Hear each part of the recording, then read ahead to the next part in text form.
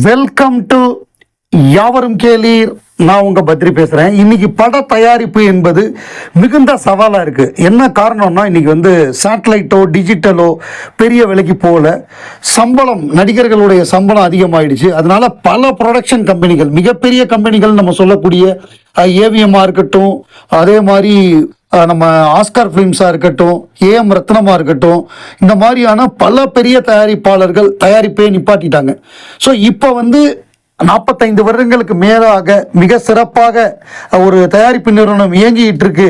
அது மிகப்பெரிய வெற்றிகளையும் பார்த்துருக்கு, சில தோல்விகளையும் பார்த்துருக்கு. ஆனால் பெரும்பாலும் வெற்றிகரமாக, என்னதான் பட்ஜெட் பிரச்சனை இருந்தாலும், என்னதான் இன்னைக்கு சம்பளங்கள் ஸ்கை ராக்கெட்டுக்கு போனாலும், சில தோல்வி படங்கள் அமைந்தால் கூட மெஜாரிட்டியாக ஹிட் படங்கள் கொடுத்ததுன்னா அது ராஜ்கமல் ஃபிலிம்ஸ் இன்டர்நேஷனல் தான். ராஜ்கமலை பொறுத்தவரையே மிகச்சிறந்த படங்களை, தரமான பொழுதுபோக்கு திரைப்படங்களை அவங்க கொடுத்துருக்காங்க. அது ராஜபார்வையில் ஆரம்பித்து தக் லைஃப் வரைய ஒரு மிகப்பெரிய ஒரு வெற்றி பயணம். அதில் மற்ற நடிகர்களை வச்சும் படம் எடுத்திருக்காங்க. இந்த ராஜ்கமலில் கமலஹாசனுக்கு வில்லனாக நடித்து கொண்டிருந்த நம்முடைய சத்யராஜை கதாநாயகனாக்கி அவர் எடுத்த கடமை கண்ணியம் கட்டுப்பாடு. அதே மாதிரி வில்லனா நடிச்சுக்கிட்டு இருக்கிற நாசரை கூப்பிட்டு மகளிர் மட்டும்ங்கிற ஒரு மாபெரும் வெற்றி படம். அதே மாதிரி வேற ஒரு கதாநாயகனாக இருக்கக்கூடிய நம்முடைய விக்ரம், கமல் நடிக்க வேண்டிய படம் கடாரம் கொண்டான், அவரை நடிக்க வச்சது. அப்புறம் நம்ம சிவகார்த்திகேயனை வச்சு அமரன். ஸோ இந்த மாதிரியான மாபெரும் படங்களை கொடுத்தவர் உலகநாயகன் கமலஹாசன். இதை தவிர அவர் எவ்வளவோ படங்கள் கொடுத்துருக்காரு. அது அபூர்வ சகோதரர்களாக இருக்கட்டும், குருதி புனலாக இருக்கட்டும், விருமாண்டியா இருக்கட்டும், விஸ்வரூபமாக இருக்கட்டும், விக்ரம், 2 விக்ரம், 1986 ஒரு விக்ரம், 2022 ஒரு விக்ரம், தேவர் மகன், அவ்வை சண்முகி, மும்பை எக்ஸ்பிரஸ் அப்படின்னு பார்த்தா அது படங்கள் வரிசையாக வெற்றி படங்களாக குவிச்சிட்டாரு. ஸோ அந்த மாதிரியான ஒரு படங்களை கொடுத்தவர். உன்னை போல் ஒருவன், சத்யா, அதே மாதிரி சதி லீலாவதி, நலதமயந்தி அப்படின்னு படங்கள் கொடுத்தவர். அந்த கம்பெனியை வெகு சிறப்பாக நடத்திட்டு இருக்காரு. அது தொடர்ந்து இப்போ வெகு விரைவில் அடுத்த படத்துக்கான அறிவிப்பு வரப்போகுது. உலகநாயகன் கமலஹாசனுடைய மிகச்சிறந்த படங்களில் மகாநதி படம் ஒன்று மிக முக்கியமான படம். மகாநதியை பொறுத்தவரைய ராக்கி ரங்கராஜன் அந்த படத்தில் கமல் எழுத கூட்டு வந்தார். கமலுக்கு என்னென்னா நல்ல எழுத்தாளர்களை பயன்படுத்தணும்னு ஆசை. அவர் தான் சுஜாதா, பாலகுமாரன், அதே மாதிரி ராக்கி ரங்கராஜன் எல்லாம் பெருமளவு கொண்டு வந்தது. அவங்க அதுக்கு முன்னாடியே சில படங்கள் எழுதியிருந்தா கூட கமல் படங்களுக்கு எழுதினதுக்கப்புறம் தான் அவங்க ரொம்ப பிரபலமானாங்க. பேருக்கு வேணால் அவங்க ரஜினி படத்துக்கு எழுதியிருப்போன்னு சொல்லியிருப்பாங்க. டைட்டிலை பார்த்தா தான் தெரியும் அந்த படத்தோட பங்களிப்பு அவ்வளோ கம்மியாக இருக்கும். பட் இப்போ பாஷா படத்தில் பாலகுமாரன் எழுதியிருக்கார் அப்படின்னு நம்ம யாராவது சொன்னால் தான் தெரியும். ஆனால் நாயகன் படத்திலையோ குணா படத்திலையோ பாலகுமாரன் எழுதியிருக்காருங்கிறது அந்த படத்துடைய படம் பார்க்குறப்ப, வசனத்தை கேட்குறப்பவே நம்மளால் புரிஞ்சுக்க முடியும். இதே தான் சுஜாதாவாக இருந்தாலும் சரி, கிரேசி மோகனாக இருந்தாலும் சரி. கிரேசி மோகன் தான் அருணாச்சலத்துக்கு வசனம் எழுதியிருக்கார் அப்படிங்கிறது நம்ம எத்தனை பேருக்கு தெரியும். ஆனால் அவர் கமல் படங்களில் எழுதியிருக்கிறது எல்லாருக்குமே தெரியும்ல. இப்போ நம்ம கே பாலச்சந்தர் மகாநதி படத்துக்கு எழுதின ஒரு கடிதம், அந்த படத்தை பார்த்துட்டு வெளியில் அன்புள்ள கமல், படம் பார்த்து வெளியே வந்ததும் உன்னிடம் நிறைய பேச வேண்டும் என்று நினைத்தேன், ஆனால் முடியவில்லை. மகாநதியின் ஆக்கிரமிப்பினால் என் கண்கள் குளமாயிருந்தது மட்டுமல்ல, பிரமிப்பினாலும் தாக்கத்தினாலும் வாயடத்து போய் வெளியே வந்தேன். ஆகவேதான் பிறகு பேசுகிறேன் என்று சொல்லி வந்து விட்டேன் கமல். மகாநதி என்கிற ஒரு உணர்வுகளின் பிரவாகத்தை தமிழ் திரைக்கு தந்த உனக்கு ரசிகர்களின் சார்பில் ஆயிரம் நன்றி சொல்ல வேண்டும் போல் தோன்றுகிறது. நீ என்னை ஆசான் என்பாய், ஆனால் நீதான் இந்த படத்தின் மூலம் எனக்கு பலவிதங்களிலும் திரையுலகிற்கே ஆசானாக எனக்கு தெரிகிறாய். திரைக்கதை அமைப்பில் இந்த படம் ஒரு சாதனை என்றால், நடிப்பில் நீ சிகரத்தை தொட்டிருக்கிறாய். அத்தனை குணச்சித்திரங்களையும் அற்புதங்களாக திகழ விட்டிருக்கிறாய். எதை பாராட்டுவது, யாரை பாராட்டுவது? உன்னோடு தோள் கொடுத்து நின்ற அத்தனை கலைஞர்களையும் கலை நுணுக்க வல்லுநர்களையும் எனது பாராட்டுகளும் வாழ்த்துக்களும். உனது நடிப்பை 16 வயதினிலே படம் பார்த்து விட்டு உன்னை ராஸ்கல் என்று அன்புடன் அழைத்து ஒரு பாராட்டு கடிதம் எழுதியது நினைவு கோருகிறது.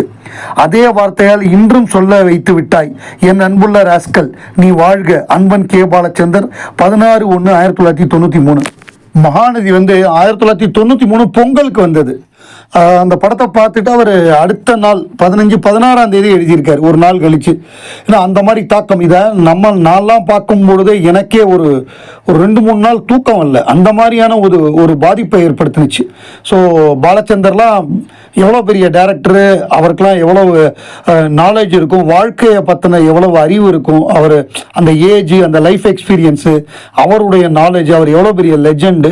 அவர் ஒரு படத்தை பார்ப்ப, நம்ம சாதாரணமாக ஒரு பாமரன் பார்க்குறதுக்கும் பாலச்சந்தர் பார்க்குறதுக்கு வித்தியாசம் இருக்குல்ல. அவர் அந்த படத்தோட நுணுக்கங்கள் அந்த எல்லாத்தையுமே பார்ப்பார்ல. ஸோ அவர் பார்த்துட்டு இப்படி ஒரு கடிதம் எழுதியிருக்காருன்னா இது வந்து ஒரு மிகப்பெரிய ஒரு தேசிய விருதை விட பெரிய விருதாக தான் இதை நம்ம பார்க்க வேண்டியிருக்கு. வெல்கம் டு யாவரும் கேளீர். நான் உங்கள் பத்ரி பேசுகிறேன்.